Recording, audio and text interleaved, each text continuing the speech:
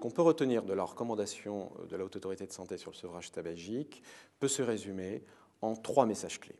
Le premier message clé, c'est qu'il ne faut pas chercher à arrêter seul et sans traitement. Seulement 3% des fumeurs qui cherchent à arrêter seuls et sans traitement sont capables d'y arriver. Il faut accepter un soutien thérapeutique, c'est-à-dire psychologique, mais aussi médicamenteux, un soutien thérapeutique personnalisé, individualisé et surtout sur le long terme.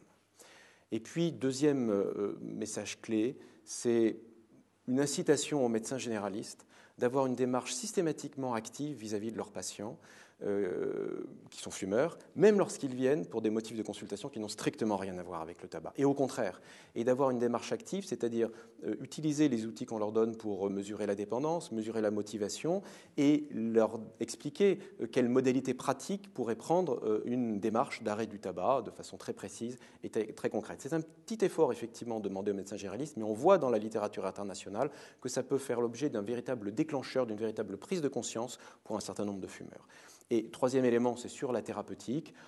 Aujourd'hui, au vu des connaissances actuelles dont nous disposons, nous préconisons toujours en première intention les traitements à base de nicotine. Les autres traitements, varenicline et bupropion, ont toute leur place, mais sont plutôt en deuxième intention et peut-être un peu plus spécialisés.